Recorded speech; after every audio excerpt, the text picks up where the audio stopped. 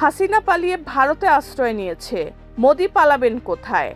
ভারতের বিক্ষোভ ঘিরে সামাজিক যোগাযোগ মাধ্যমে চলছে নানান আলোচনা সমালোচনা।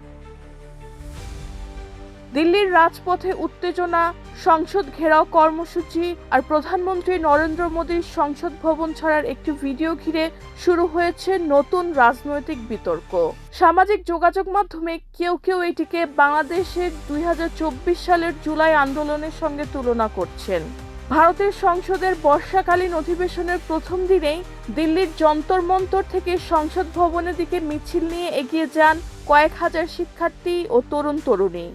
বিক্ষোভকারীদের অভিযোগ, পরীক্ষা ব্যবস্থায় অনিয়ম, প্রশ্ন ফাঁস এবং জবাবদিহির ঘাটতির বিরুদ্ধে কার্যকর ব্যবস্থা নিতে হবে। তাদের অন্যতম দাবি ছিল শিক্ষামন্ত্রী ধর্মেন্দ্র প্রধানের পদত্যাগ।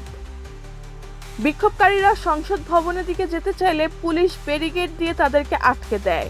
এক পর্যায়ে পরিস্থিতি উত্তপ্ত হয়ে ওঠে।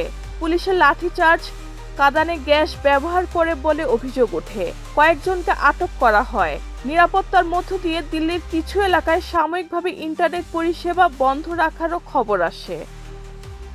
এই ঘটনার মধ্যেই প্রধানমন্ত্রী নরেন্দ্র মোদীর সংসদ ভবন ছাড়ার ভিডিও সামাজিক যোগাযোগ মাধ্যমে ছড়িয়ে পড়ে। ভিডিওটি ঘিরে শুরু হয় নানা আলোচনা। কেউ কেউ জুলাই আন্দোলনের প্রসঙ্গ টেনে ভারতের বর্তমান পরিস্থিতির সঙ্গে মিল খুঁজছেন।